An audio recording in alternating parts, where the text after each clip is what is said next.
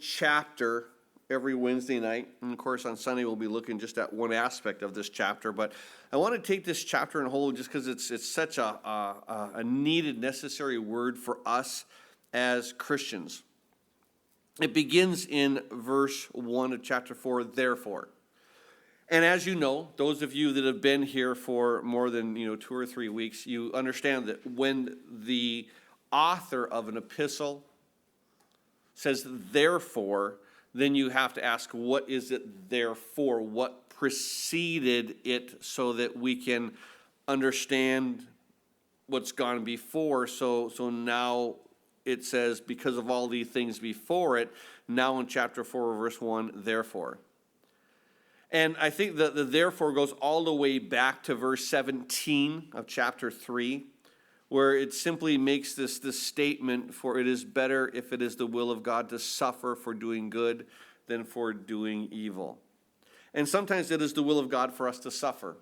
But it's always, suffer for doing good, don't suffer for doing wrong. And sometimes it is the will of God that we do. And so he now comes to this point where in verse 18, he said, of chapter 3, verse 18, Christ also suffered once for sins, the just for the unjust. So it talked about Jesus suffering, and of course he suffered for us to bring us into a right relationship. And so now in chapter 4, when he says, therefore, since Christ suffered for us in the flesh, which is drawing us that, hey, we're going to suffer, and Christ also suffered for once for sins. So since Christ suffered for us in the flesh, arm yourselves also with the same mind, for he who has suffered in the flesh has ceased from sin. I don't know, you don't raise your hands, but honestly, in your heart, ask this question. Is it an honor for any of us to be called by God to do anything for him? Of course, yeah, it'd be an honor. If he calls us to do something for him, like, wow, God himself is saying, I'm calling you to do this thing for me. So if it's an honor for us to be called by God to do anything for his glory, is it true that it's even if it's to suffer? And there you may go, maybe that's not an honor. It is, if it is going to glorify God. And so what we see is this. In 1 Peter chapter 2, verse 21, he made this statement. For to this you were called, because Christ also suffered for us, leaving us example that we should follow in his steps. We see that there is this reality that Christ suffered, and we're going to have to suffer with, the same things, following in his steps. It says in the end of this chapter of 1 Peter chapter 4, verse 19, therefore let those who suffer according to the will of God commit their souls to him in doing good as to a faithful creator. So understand that, we see here that Peter teaches us that it's a really good thing to have a mind that is just set on whatever God's will is for my life. I want to partake of that will, even if the path that he has us on is a path of suffering. And so this is where Peter here, because he's talking about the church that's about to suffer incredible persecutions through the hand of Nero and through Rome. And so he says in chapter 4, verse 1, therefore, since Christ suffered for us in the flesh, arm yourself with the same mind. Realize that he suffered, we're going to suffer, and have that mindset to say, if I am going to suffer, may it be for the glory of God and for the furthering of his kingdom, to draw others closer to the Father in the same way that's what Jesus did. He died on the cross for the glory of the Father, but then to draw us into a deeper and right relationship with the Father. And then he makes this statement at the end of verse 1, for he who has suffered in the flesh has ceased from sin. This verse here, the end of this verse, actually brings a lot of different thought processes to the Christian. He who has suffered in the flesh has ceased from sin. Does this mean that if we're suffering for the glory of God that we're not going to sin any longer? And I don't believe that that's the case. I believe that when we get to heaven, we'll no longer sin. But until that point, even Paul said, "Oh, wretched man that I am, who will deliver me from this body? The things that I want to do, I don't find myself doing. And the things that I don't want to do, I find myself doing." And that's where he said, "Oh, wretched man that I am." And so I think what happens is this, that we recognize that if you arm yourselves with that same mind, when we get into this point of suffering, that we won't sin in finding fault with God. And I think this is what happens here, that he who has suffered in the flesh has ceased from sin. When you arm yourself with that mindset of Christ, that to realize there's a lot of people, and maybe you've experienced sometime in your suffering, that when we go through suffering, we wonder, God, are you listening? God, are you paying attention? God, do you love me? And God, are you able to get me out of this? Are you able to deliver me from this?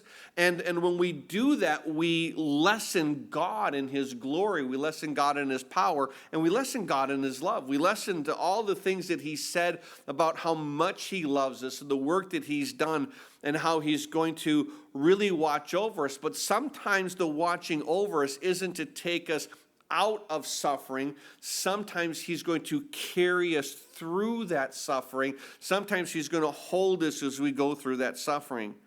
And so it's important to realize that what are we ceasing from sin? And I think it's finding fault with God. So when we arm ourselves, as he said, arm yourself. In other words, that term arm yourself is like a Roman soldier putting on all the armor, but you arm yourself with the same mind as Christ. For he who suffered in the flesh. When you have that mind of Christ, where you realize, not my will, but your will be done. If it's for your glory, then do what you need to do. And then he says this, sometimes as we go through that point of suffering, especially when it comes to persecution, we see here, verse 2, that he no longer should live the rest of his time in the flesh for the lust of men, but for the will of God. For we have spent enough of our past lifetime in doing the will of the Gentiles, when we walked in lewdness, lust, drunkenness, revelries, drinking parties, and abominable idolatries. In regard to these, they think it strange that you do not run with them in the flood of dissipation, speaking evil of you. They will give an account to him who's ready to judge the living and the dead. So we see that here he says that, when we go through this, verse 2, that we should no longer live as the rest of his time in the flesh for the lust of men, but for the will of God. In other words, don't live your life in this going after the things of the desires of your flesh, the desires that the world pursues, but we want to spend the rest of the time that we have in the flesh living for the will of God. In other words, I've been crucified with Christ. It is no longer I who live, but Christ who lives in me. And the life that I now live in the flesh, I live by faith in the Son of God who loved me and he gave himself for me, Galatians 2:20. And as we see this, I think it's important to see that we don't live anymore the rest of the time in the flesh as the lust of men, what the world do, but we live for the will of God. For, verse 3, we have spent enough of our past lifetime. In other words, before we came to Christ, we had those times. We had those times of living for our own flesh. Some of us were in these places of lewdness. And I think it's important to recognize what that term lewdness means. A lot of times it's just simply translated lewdness, but there's two other places where it's translated a little bit different.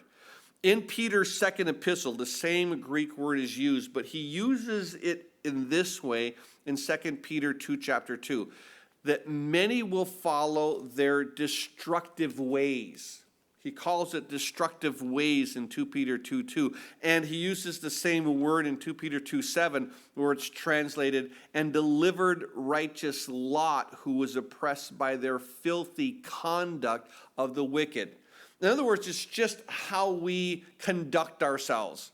And so it talks about lewdness. It talks about here destructive ways. It talks about this way of having filthy conduct. As you think of Sodom and Gomorrah, of course, that's one thing, but it's where your mind is corrupt and it's not wanting to walk the will of God, but I want to walk in what I think is going to please my body, please my mind.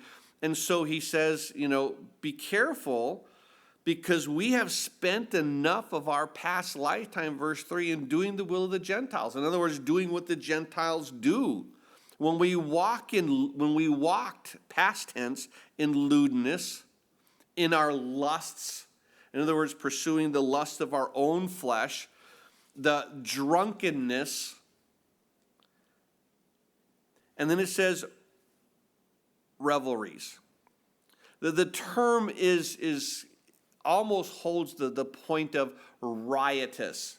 Now, I don't know if you've ever been around a bunch of people who had been drinking too much, and all of a sudden their behavior begins to change. And it can change in public, it can change in private, but it's in this point where they call it rivalries. They would call it riotous. In other words, they're basically just drunk and obnoxious. There's a point where Paul, in the book of Romans, says something very similar. Just jot it down if you're a note taker. But he says this in Romans chapter 13, verse 13. Let me simply read it to you. Paul says this, "Let us walk properly as in the day, not in revelry and drunkenness, not in lewdness and lust, and not in strife and envy." So he's talking about the same thing where he talked about this rivalries being in drunkenness. And so he says here, be careful, because we once walked in lewdness, the wicked living, the lust, desiring of our flesh, drunkenness, revelries, the riotous when too many people have had too much to drink, drinking parties. In other words, that we're all getting around, and it's not necessarily where we're just getting around to drink. Keep in mind that there are many times, and I don't know if you've ever had people that you've known that saying, we're going to have a birthday party for our 2-year-old, and there's a keg out back. Now, I don't know why you would need a keg out back for a 2-year-old, but that's what they're saying, drinking parties. So whenever you get around, you're doing a bunch of other things, but there's a lot of alcohol that is flowing. In other words, you could be at a sporting events and there could be a lot of alcohol flowing. That's what it's talking about here as far as the drinking parties. The term in the Greek would actually mean drinking banquets, where you're all getting together, you're having a great time, it's a celebration time. But within that celebration time, that for whatever reason, the celebrating needs to be enhanced through alcohol. And that's what he's talking about, where you can't just get together and have a great time, but it's now there's drinking, and so we're thinking the drinking is going to enhance it. And then he talks about abominable idolatries, and those are the list. So you have the lewdness, the lust, the drunkenness, the revelries, the drinking party, and the abominable idolatries. And that's where it's what the world is seeking after. Those things that literally begin to consume our minds, consume our hearts, consume, our money. We pour all our money into these things. It's the things that literally have been elevated in their natural position above what they should be. And that's what an idol is. I mean, an idol, we know in the Old Testament, New Testament, they're simply, things of wood, things of clay, things of gold and silver, and sometimes it's wood overlaid with gold and silver. And there were different idols for different things, but keep in mind that those idols, as the New Testament speaks, were all demonic. And the demonic is going to sometimes lead you into certain areas of your flesh. And that's what he's talking about here. So he warns them. He said, don't, you spent, verse 3, enough of our past lifetime doing those things. Why do you want to do it now that you're a Christian? You don't. And he goes on to say in verse 4, now in regard to these, in other words, the will of the Gentiles, all those 6 things that we just got done talking about in verse 3, in regard to these, the will of the Gentiles, they, your old buddies that you were around with, your old friends that you were around with, they think it's strange that you do not run with them in the same flood of dissipation, speaking evil of you. So in other words, when you were, passed out drunk, they go, man, what a great guy. When you would be there, and if you had a family to take care of, and yet you left them to go to the bar, and you would spend your money, what a great guy. But now when you're no longer going to the bar and getting drunk, and you're staying home, and you're loving your wife, and you're taking care of your kids, they go, man, what a jerk. Why is he doing that? He should be here with us, having a great time.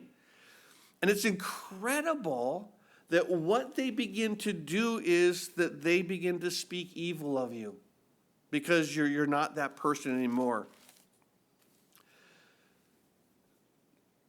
I heard one pastor talk about a person in his church, and I found this intriguing, and I want to share it with you. And he was sharing about a guy who had been coming to his church. And this guy used to simply go and gamble his money away, literally. He would drink and he would gamble and he would lose paycheck after paycheck after paycheck. And eventually he gave his heart to Christ. Absolutely amazing. Now this guy had a wife, he had some kids, and he gave his heart to Christ. And he stopped going to the casinos. He stopped gambling. He stopped drinking, and when he stopped all that, and he started attending church, and he started reading the scriptures, and he started praying, he started wanting to love his wife, that his wife divorced him. She divorced him because all of a sudden he's now in the light, and she was very content with him being darker than she was. But now that as he was coming into the light, her darkness was being revealed, and she wanted nothing to do with it. She would rather have a drunk husband who wasn't there for the kids or there with her, and that would spend the money and blow it through gambling than provide for them and pay the bills and do that. It's incredible to see this is what happens. And when you take a look here at verse 4, doesn't that make sense? Because it says, in regard to these, in regard to the Gentile friends that you've had, these think it strange that you do not run with them in the same flood of dispensation, speaking evil of you. You're not a good person anymore. And all of a sudden God says, you are finally. You're coming into being the person I've created you to do. You're walking in my heart. You're walking in my will. You're doing good. And then they speak evil of you. And it says this in verse 5, because when they speak evil of you, you don't have to worry about what they're going to say about you. Because it says in verse 5, they will give an account to him who is ready to judge the living and the dead. So they may be saying that you're a bad person and you're this and you're that, but eventually what's going to happen is this, that for those that have not responded to the gospel of Christ, they're going to stand before God in the great white throne judgment. They're going to have to give an account to him. And they're not going to see you in the line anywhere. You're going to be off in this other section worshiping God. And so if they're speaking evil of you, don't worry about it, because God's going to one day bring you to him. And they're going to be judged for their deeds as well. So what it is when you are now, walking the will of God through responding to the gospel and glorifying God, they're going to speak evil of you. And at the same time, when they do, realize you don't have to worry about what they say against you, because they're going to have to give an account to God, to him who is ready to judge the living and the dead. And then he goes on in verse 6, says, for this reason the gospel was preached also to those who are dead. In other words, believers who had were in the past, those who are dead, that they might be judged according to men in the flesh, but live according to God in the Spirit. So when we see this, verse 6, for this reason the gospel was preached to those who are dead. In other words, believers who at one point had received Christ, and that now they're dead. And it says that they might be judged according to men in the flesh. Now keep in mind that those who are now dead and living with God, those who were dead, when they were alive, they were judged in their fleshly bodies as men. Men judged them for their actions. And they, if they were partiers before they responded to the grace of God, then that's how they looked at them. If they responded to the grace of God, then that's how they looked. But they judged them according to men. So those who were dead, that they might be judged according to men. So when they were alive, they were judged while in their fleshly bodies as men. Like we're being judged now. People, they look at your life, they look at my life, and they say, they judge us. There's an old saying that, that you are that epistle.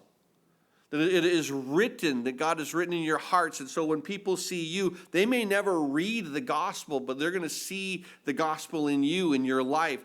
And I think it's important to see that they were judged while in their fleshly bodies as men, just like we are now being judged. But now they live in the Spirit as God is Spirit, and that's how we're going to live eventually as well. So it's just this beautiful thing where when people speak evil of you for not doing the things you used to do, your buddies, why are you leaving us and going into this whole Christian thing? Verse 5, they'll give an account to him who's ready to judge the living and the dead.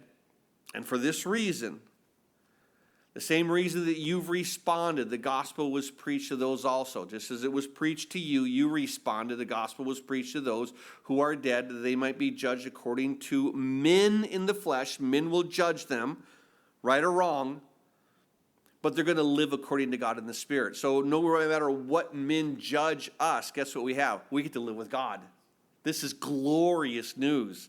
So regardless of what they say or how we say it, Jesus says, hey, I've done the work, you're going to be with me. And then what Peter does is he begins to amp it up just a little bit. In verse 7, he says, but the end of all things is at hand, therefore, be serious and watchful in your prayers, and above all things have a fervent love for one another, for love will cover a multitude of sins.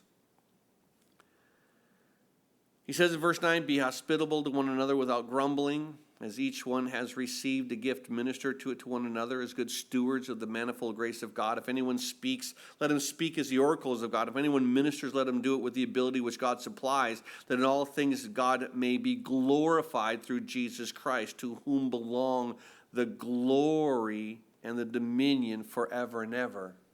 Amen. At this point, he says in verse 7, the end of all things is at hand.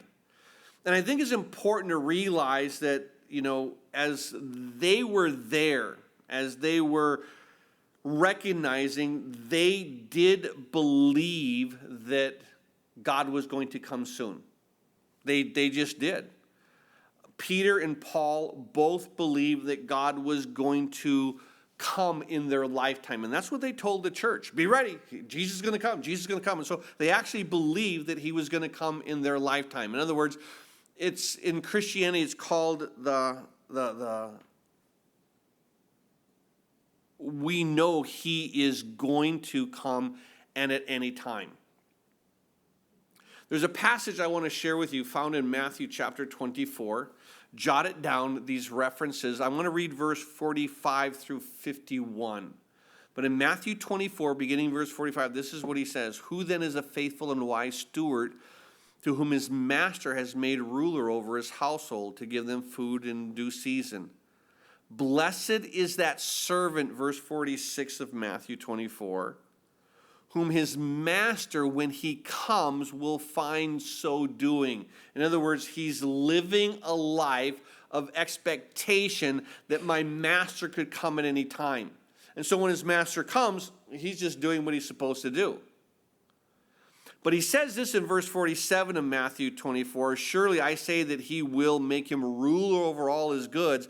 But if that evil servant says in his heart, my master is delaying his coming, and he begins to beat his fellow servants and to eat and drink with the drunkards, the master of that servant will come on the day when he's not looking for him, and at the hour when he's not aware of, and will cut him in two and appoint his portion with the hypocrites. There shall be weeping and gnashing of teeth. It's important to recognize here that we should always be anticipating, Jesus, you could come at any time. We should live in that expectation. Peter will say something unique in his second epistle. I want to share it with you. In 2 Peter chapter 2, verse 5, he makes a statement, and we'll get into it when we study through 2 Peter in just a few weeks. But he makes this statement in verse 5, and he says that here, and did not spare, which is God, did not spare the ancient world, but saved Noah, one of 8 people, a preacher of righteousness, bringing the flood on the world of the ungodly. So he said, I didn't spare the ancient world. Peter's saying God did not spare the ancient world, but he did spare Noah, one of 8 people. He was the preacher of righteousness. And then he brought the flood on the world of the ungodly. Now, you guys know the event that took place with Noah. And what happened was this, that God had, in a sense, given this countdown to when the end of man would be. If you're familiar with that passage there in Genesis chapter 6, verse 3, where the Lord makes this statement, my spirit shall not strive with man forever, for he is indeed flesh, yet his days shall be 120 years. Now, most people say that, oh, my goodness, that man is going to live for 120 years and then man is going to die. Well, we realize that Moses, Moses lived 120, but when you see how Noah's going to live, the end of the flood starts when he's 600 years old. So he's not saying only 120 years. When he's saying this is this 120 years, he says, for his days shall be 120 years. He was actually saying the countdown to the flood. Here's man. And in 120 years, the flood is going to come. And the people there weren't anticipating. Here's Noah. He's building the ark. He's building the ark. He's building the ark. And as he builds the ark, 120 years go by. And eventually, it's a day like any other day. And guess what? God then shuts Noah and the animals up in the ark, and it begins to rain. And the waters break out from the deep, and the world is flooded. And it's just done in a day. And of course, the rain keeps coming, 40 days and 40 nights, and the entire world is flooded. And this is what God does, that they're going on for day after day after day as if it's not going to happen. Judgment isn't going to come. Jesus isn't going to come. And this is why I think it's important where Peter says here in what we're studying in 1 Peter chapter 4, verse 7, the end of all things is at hand. Anticipate that God's going to come and he's going to roll up everything like a scroll. He's going to dissolve everything in a fire. And he says, the end of all things is at hand. Therefore, be serious and watchful in your prayers. I love how he's talking about this because he doesn't say be serious and watchful in your works. Do you understand? He says he's saying be serious in your prayers. Be watchful in your prayers. Understand what's going on around you. And as we understand, we look at our world and we realize what? It's getting more and more like the days of Noah, where the thoughts and the intents of the heart are only evil continually. So we need to be watchful of these things and serious in our prayers and watchful in our prayers. And keep in mind that what the prayers are, as we as Christians, we recognize that what Jesus taught us to do there in Matthew chapter 6, verse 10, where he says, as, when they said, teach us to pray, he said, your kingdom come, your will be done on earth as it is in heaven. I want your kingdom to come, and I want to do your will while I'm here. And so he says, you need to be here watchful in your prayers. Prayers are the spiritual preparations to building up, walls of security in your own spiritual walk, building up walls of security within the church, and also, and I believe this is where we failed as a church, it should have built up walls of security in our nation, but it doesn't. And it is about really being watchful and building up walls. I want to share with you a passage in Nehemiah chapter 4, just a couple of verses. I want to share the first 9 verses to you. It begins this. Nehemiah chapter 4, but it so happened when Sanballat heard that we were rebuilding the wall that he was furious and very indignant and mocked the Jews. And he spoke before his brethren, the army of Samaria, and says, what are these feeble Jews doing?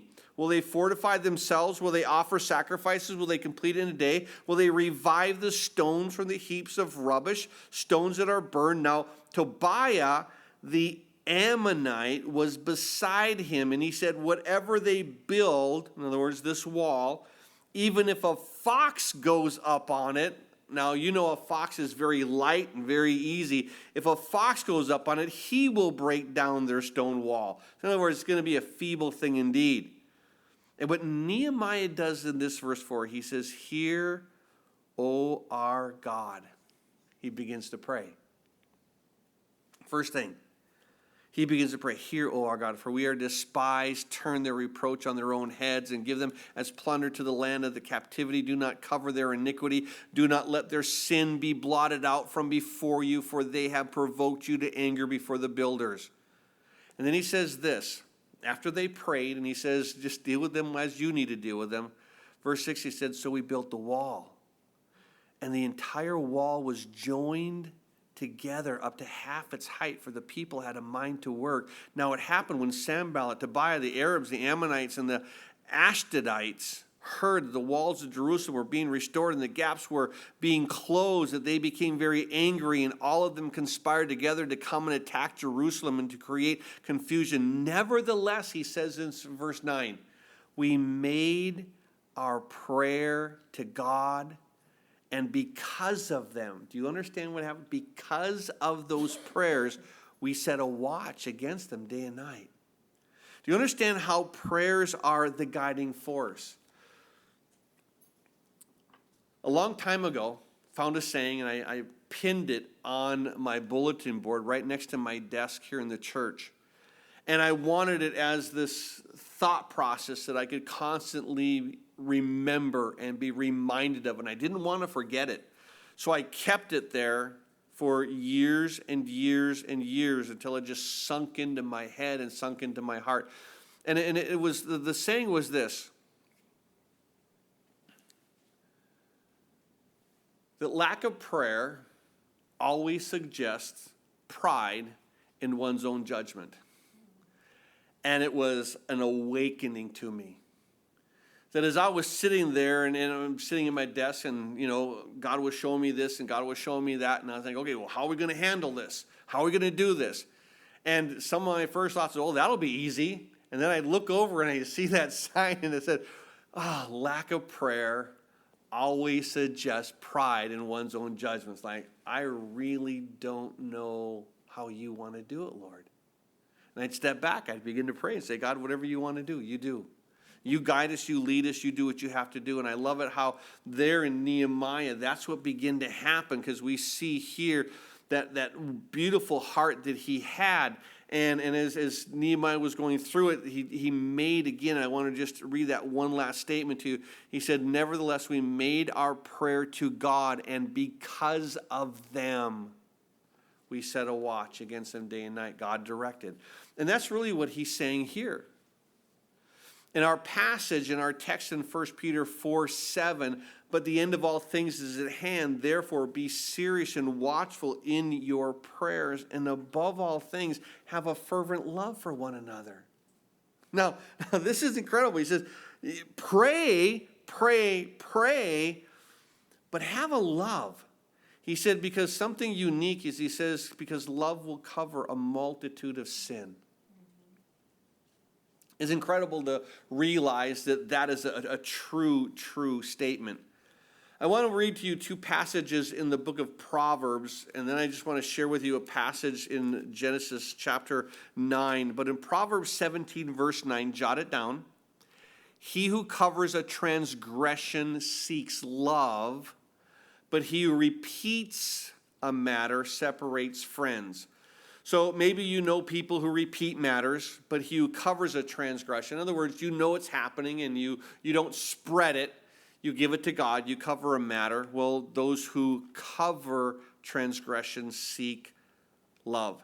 Proverbs chapter 10, verse 12 simply makes the statement, hatred stirs up strife, but love covers all sins. So we find it incredible that over and over Scripture does say that love covers sin. Love covers sins over and over again. Now, in the book of Genesis, with Noah, once again, after the flood recedes, there in Genesis 9. Now, if you've only gone to Sunday school as a little kid, you think that the story of Noah ends when the rainbow comes out and God's all happy. Like, great ending if you're 6. But when you read through the book, you realize that wasn't the end of Noah. And I love it how Sunday school teachers seek to what? They cover transgression. And for 6-year-olds, cover the transgression of Noah. They'll discover it soon enough. But it declares this in Genesis chapter 9, verse 20. And Noah began to be a farmer, and he planted a vineyard. And he drank of the wine and was drunk and became uncovered in his tent. And Ham, the father of Canaan, saw the nakedness of his father, and he told his 2 brothers outside. He sees dad in a very unflattering position, drunk inside his tent. And I want you to see what Ham does, what Ham does. Ham goes and he tells his brothers, but notice what the brothers do in verse 23.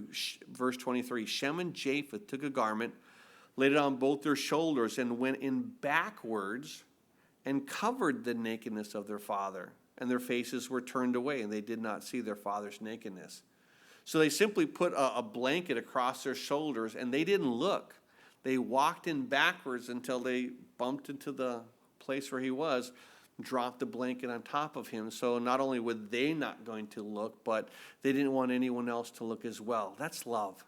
Realizing that, there are mistakes that are made, things do happen, and it wasn't about boasting about the mistakes that are made. And this is why I think it's so important for us to recognize what Peter is saying. Pray, pray, pray with an expectation of Jesus coming, and realize that he died for your sins, and he died for your brother's sins, and he died for your sister's sins. He's died for the sins. And so it's important that it isn't up to us to spread the matter, but like they taught us in Proverbs, cover a matter. He who covers a matter seeks love.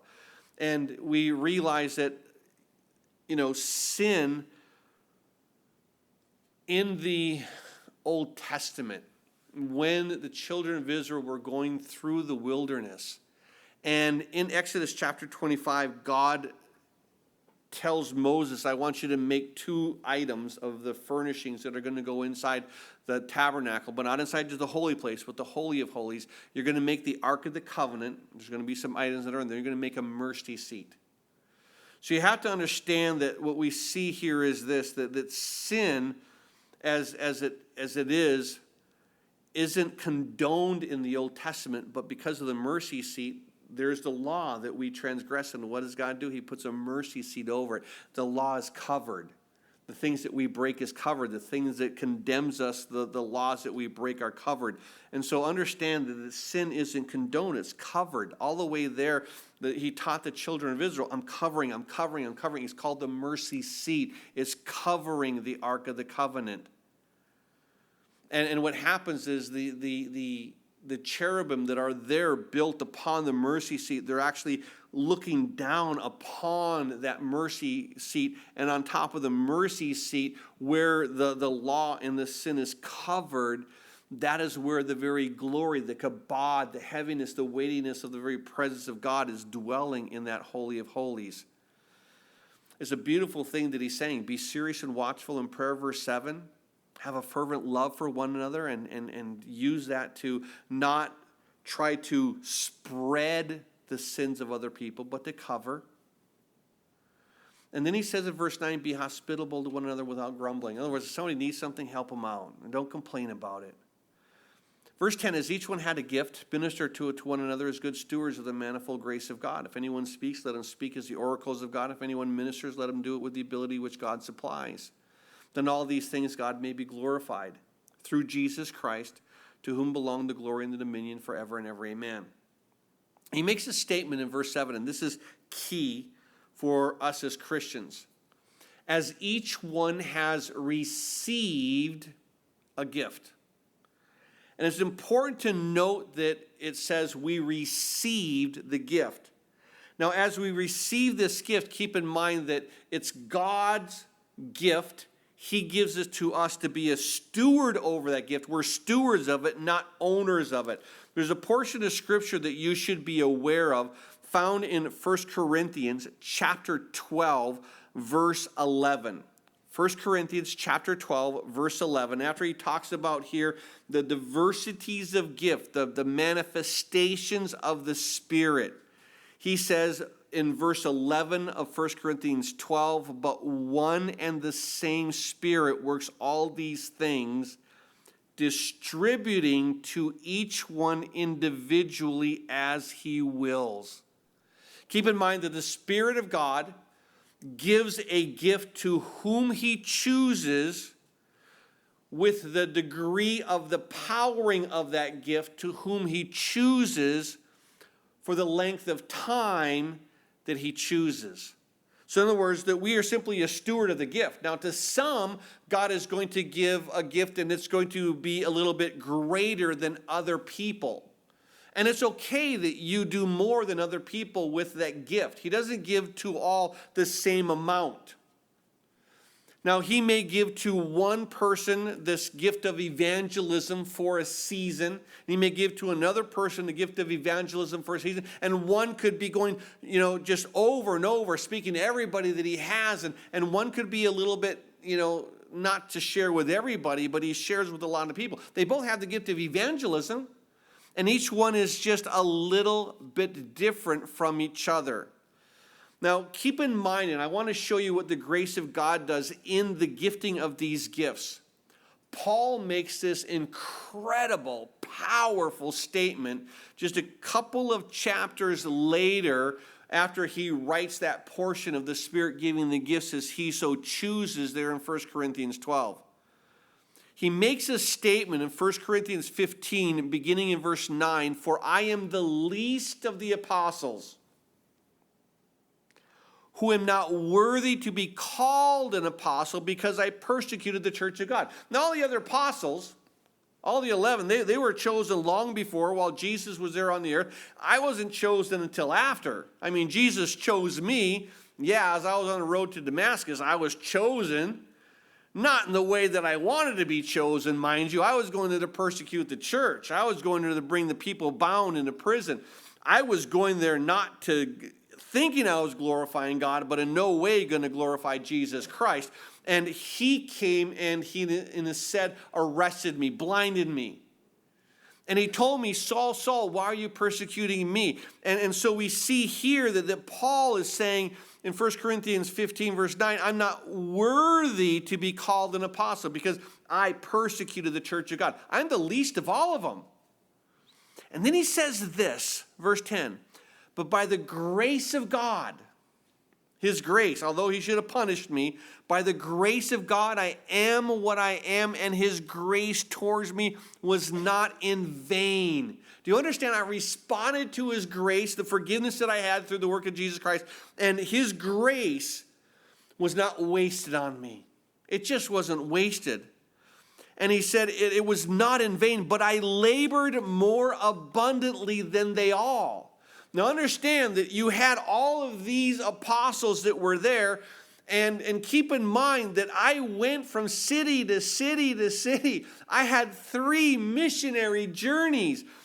Luke wrote this book of Acts talking about what I did, and eventually he would talk about Peter initially in the church, then he would move on to me, and I'd go back to Jerusalem, I'd meet with Peter, we'd have those meetings, but he says, I've done more than they all. I've evangelized, I brought in, through the Spirit and the grace of God, so many Gentiles. I did more than all the apostles put together. I went to more cities. And then he says this, yet not I. He said, I was a vessel, but it wasn't I, but the grace of God which was with me. Do you understand how he's saying? He said that there's a work of God, and God is going to give to whom he wills, the degree that he wills, the gift that he wills, for the duration of time that he wills. And it's not like we can say, well, this is my gift, I own it. Now, I'll be honest with you, that there have been times when we have prayed for people in the church and we've anointed them and we've prayed over them, that God has healed them. He's healed them of fevers, he's healed them of maladies, and I've been amazed on how the gift of healing has been manifested here in this church. The issue being is this. It's not every single Sunday that no matter what malady you have come up, we will lay hands on you and we will anoint you and you will be healed. That doesn't happen in that way. I wish, but it doesn't. But the grace of God is always present when we're praying. The grace of God is always flowing as we're lifting up that servant of God before him. But I think it's important to realize, and this is why it's so important, verse 10, as each one, this is back in our text in 1 Peter chapter 4, verse 10, as each one received a gift, minister to it to one another as good stewards of the manifold grace of God. As God gives you the gift for the time that he gives you the gift, to the degree that he gives you the gift, use it. Be a steward of it. Actively allow that gift to be manifested in your walk. He says in verse 11, if anyone speaks, let him speak as the oracles of God. In other words, if you're going to proclaim the word, you need to be speaking as if God himself is speaking through you. And you need to have that heart of surrender to God so that when you speak, you're speaking as the oracles of God. The very words of God are coming forth. If anyone ministers, let him do it as with the ability which God supplies. In other words, with the grace that he gives you, the gift that he gives you, do it with what God gives to you. So with the ability that God supplies, that in all things God may be glorified through Jesus Christ, to whom belong the glory and the dominion forever and ever. Amen. There's some people, when you realize that there's needs in the church, you say, hey, can I help out with that need? And there's been people who say, I'd like to give $5 to whatever that need could be, and I just want to be a part of that. And there's others who could say, is there a need in the church? I want to simply take care of the need in the church.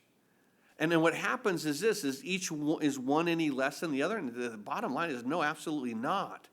And that's why he says in verse 11, if anyone ministers, let him do it with the ability which God supplies. As he's given to you, give it out. Don't hold anything back. To what God gives, pour it out. In all things that God may be glorified through Jesus Christ, to whom belong the glory and the dominion forever and ever. Just express your gift to give God glory. And now he comes to verse 12. And he says these words, beloved. Oh my God, this is an incredible word. You know what beloved means? It means that you are loved by God. Beloved. Now, I love the first word, beloved. I don't really like what follows it. Now, granted, I'm being a little facetious. I wish it would be beloved, think of the blessings. But he says this, beloved, do not think it strange concerning the fiery trial, which is to try you as though some strange thing happened to you. So, understand, he says, oh, you who are loved by God, and you expect something nice. And he's actually giving you something nice. He says, don't think it's strange concerning the fiery trial, which is to try you. Don't think it's strange when all of a sudden this trial comes upon you. Remember when we were in the first chapter of 1 Peter? I want to read to you verse 6 and 7 one more time, but it says this: in this you greatly rejoice, though now for a little while, if need be, you have been grieved by various trials, that the genuineness of your faith, being much more precious than gold that perishes, though it is tested by fire, may be found to praise, honor, and glory at the revelation of Jesus Christ. So we begin to see that is the reality when it comes to this area of suffering. Don't think it's strange. In John chapter 16, verse 33, it says, these things I have spoken to you, that in me you may have peace. In the world you will have tribulation, but be of good cheer. I've overcome the world. So he says, don't think it's strange when this concerning the fiery trial. And I think sometimes we wonder, it's like, well, what's going on here? Remember what Jesus had said in the 10th chapter of the Gospel of Luke, verse 3. He told the disciples, he says, behold, I send you out as sheep among wolves. Now, in case you're wondering, if you are a sheep in the midst of wolves, don't think it's strange concerning what's about to happen. Don't think it's strange when the wolves start drooling, licking their chops and thinking, yum, I could use a lamb chop right about now. Don't think it's strange concerning that trial. And this is what he says. There's the world that's in enmity with God. They hated God. They're going to hate you, but understand they hated Christ first. Don't think it's strange concerning this fiery trial, which is to try you as though some strange thing has happened to you. Don't think it bizarre when it does. But rejoice, verse 13, to the extent that you partake of Christ's sufferings, that when his glory is revealed, you also may be glad with exceeding joy. Now, what does it mean here, rejoice to the extent that you partake of Christ's sufferings? Why should you rejoice when you partake of his sufferings? There's a passage, I want to share it with you. It's found in the book of Colossians. In Colossians chapter 1, verse 24. Colossians 1, verse 24. It makes this statement, I now rejoice in my sufferings for you, and I fill up in my flesh what is lacking in the afflictions of Christ. An incredible statement. I'm rejoicing in my sufferings for you, and I'm filling up in my flesh what is lacking in the afflictions of Christ. And I'll tell you what, there have been scholars after scholars after scholars trying to understand what in the world could be lacking in the afflictions of Christ. When I was a very young Christian, sitting there in the Calvary Chapel that we were attending, and our pastor happened to be going through this very passage. And he reads verse 24 of chapter 1. He says, I now rejoice in my sufferings for you, and I fill up in my flesh what is lacking in the afflictions of Christ for the sake of his body, which is the church. And my pastor, standing there at the pulpit, said, and there are all kinds of expressions that commentaries had, but to be honest with you, I do not know what that means. And wow, okay, so be it. My wife, jotting down notes.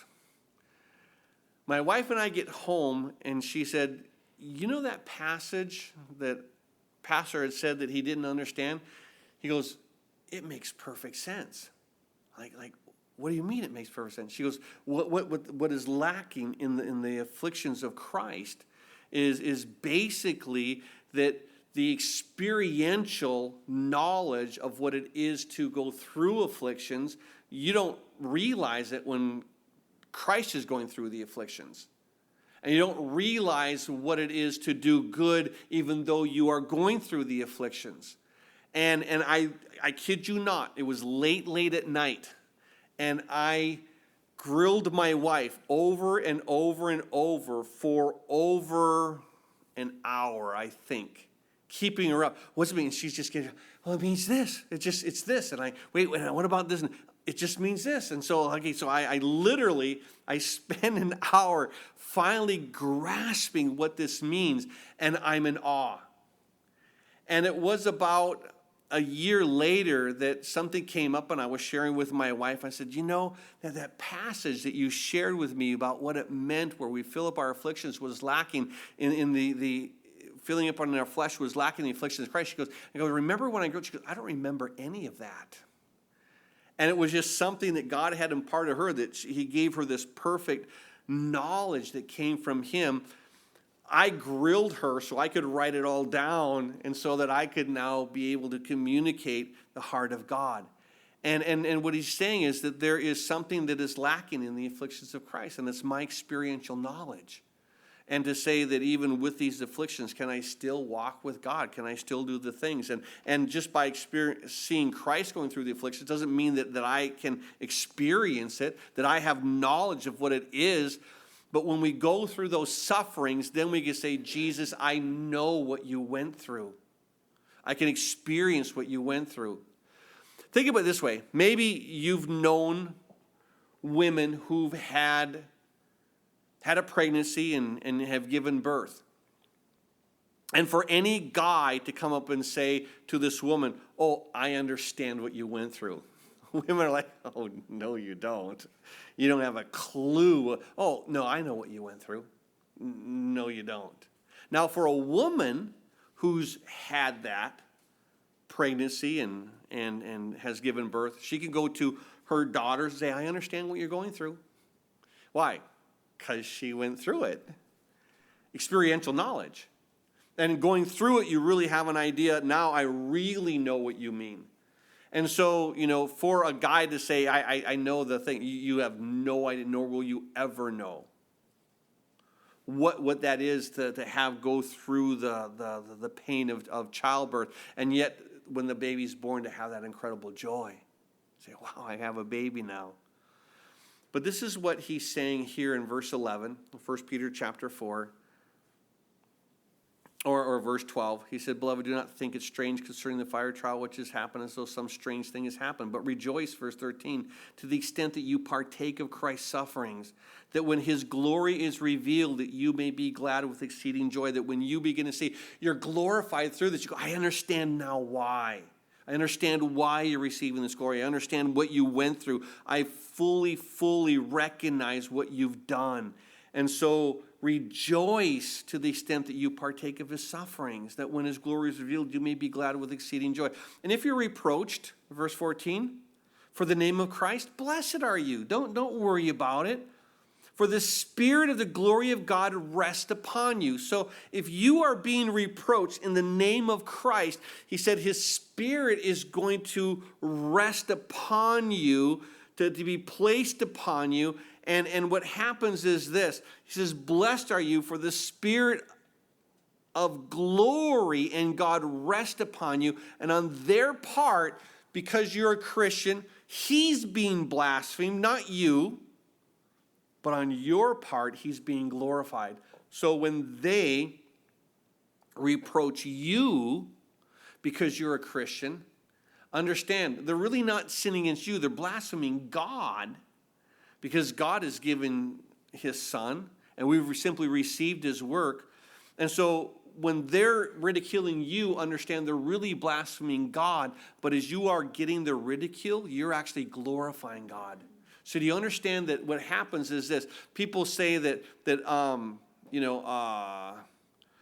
rubber, you're glue, it bounces off of me and it sticks to you. You've ever heard of that thing? Well, what happens is when their words come, it bounces off of you and it goes to God. And what you do in receiving it actually leaves you and goes to God. Because when they're blaspheming you, when they're ridiculing you, it blasphemes God. And when you are being ridiculed, it glorifies God. So understand that he's receiving both the blasphemy and the glory. And this is what it says here in verse 14. If you are reproached for the name of Christ, blessed, how happy are you, for the Spirit of God and the glory of God rest upon you. You will have this peace on their part because of their reproaching you in the name of Christ. He's being blasphemed, but on your part he's being glorified. But let none of you suffer as a murderer, a thief, an evildoer, or a busybody in other people's matter. Don't suffer for doing sin. So if you are sinning and you suffer, he says, then God isn't glorified in that. Only as you reproach the name of Christ. He says, so don't suffer as an evildoer, yet, verse 16, if anyone suffers as a Christian, let him not be ashamed. Don't be ashamed if someone says, oh, you're one of those Jesus people. As a matter of fact, yes, I am. And it's one of those things where you recognize that when they are blaspheming and you feel that suffering as a Christian, don't be ashamed because God is being glorified. There was a time early on in my Christian walk, and this is as I'm just months in and growing, and everything is Jesus in my life now. Everything just Jesus, Jesus, Jesus. And where I worked at the time, they started calling me the Jesus man. That was the Jesus man. Oh, it's the Jesus man. Oh, they just changed my name. I was now the Jesus man.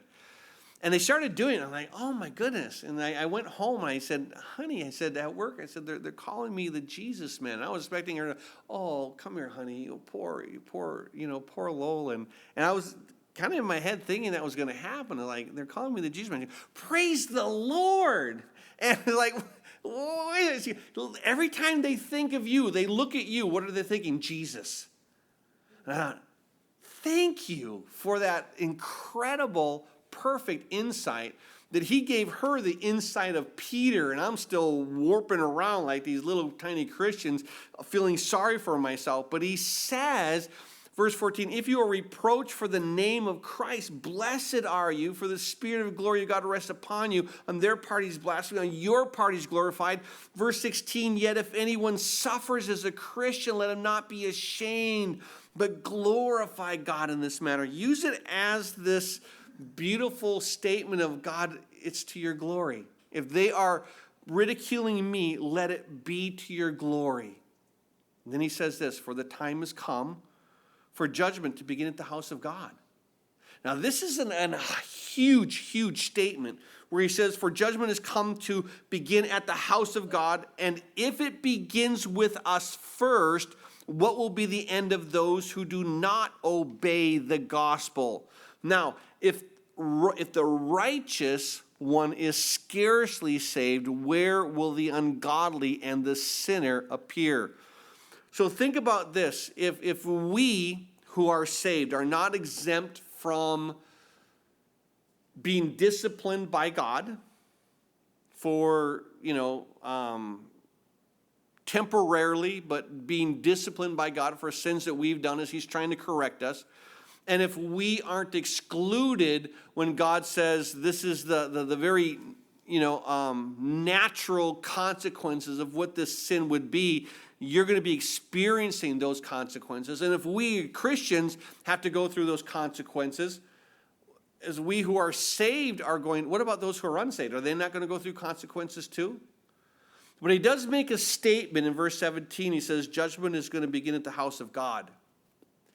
There's a passage that you need to jot down. If you're a note taker, jot down Ezekiel chapter 9, verses 1 through 7. And if you're not a note taker, you really need to become note takers periodically so that you can grasp things. When he talks about judgment beginning at the house of God, because in the book of Ezekiel chapter 9, Ezekiel sees this scene. He said, then he called out in my hearing with a loud voice, saying, let those who have charge over the city draw near, each with a deadly weapon in his hand.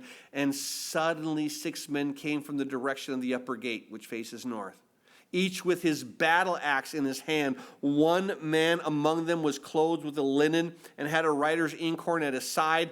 and they went in and stood beside the bronze altar. So they're coming in now beside the bronze altar of the tabernacle. Now the glory of the God of Israel had gone up from the cherub where it had been into the threshold of the temple. And he called the man clothed with linen who had the writer's inkhorn on his side.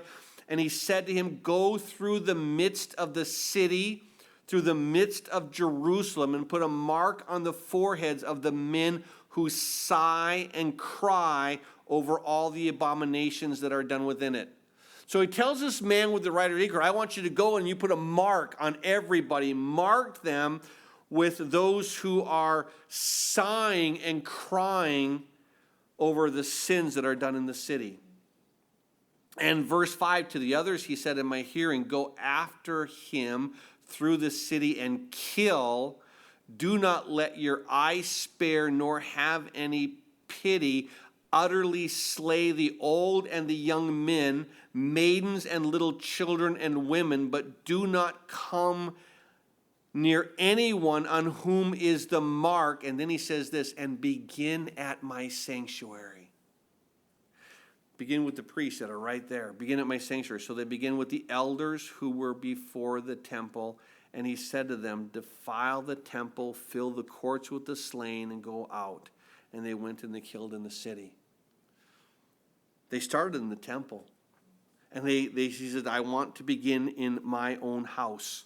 And isn't that where discipline should be? It needs to be right there in God's house. He says, for time has come for judgment to begin at the house of God. Be careful who we are and what we do.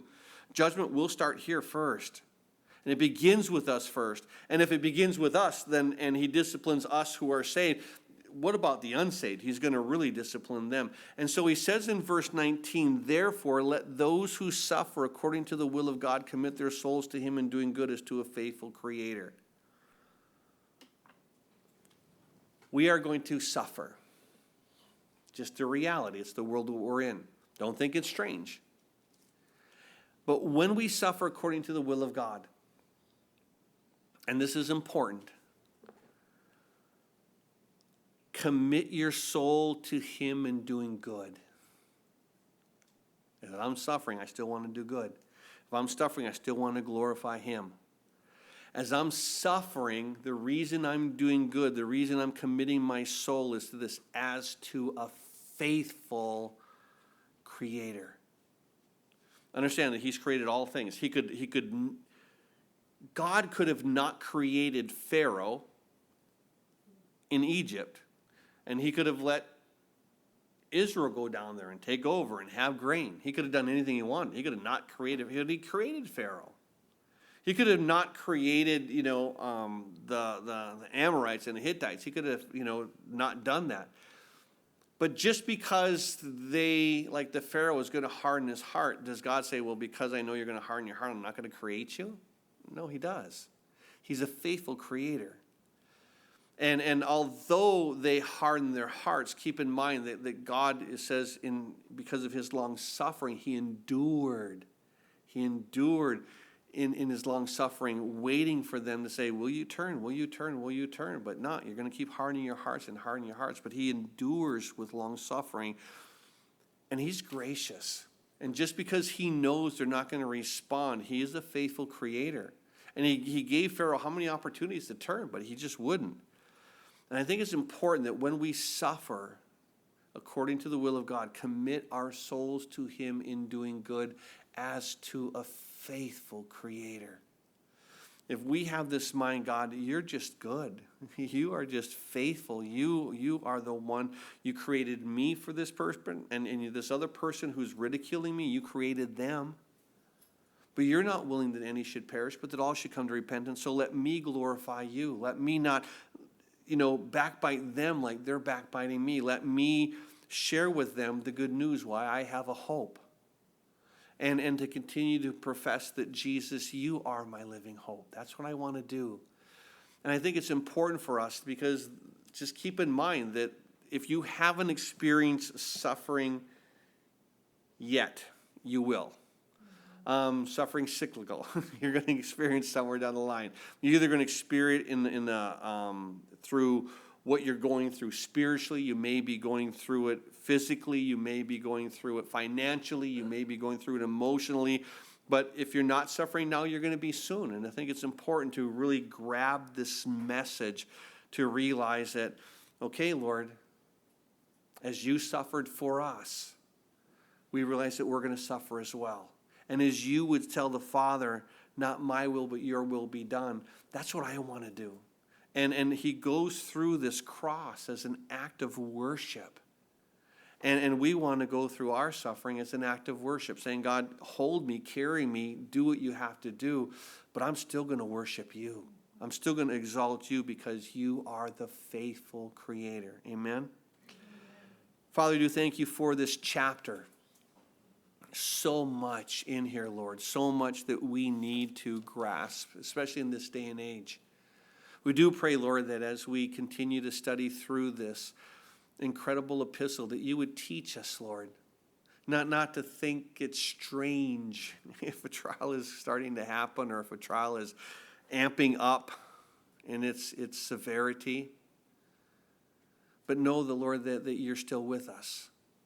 And that you want us to walk in such a way that we know that you are a faithful God, that you're a good God.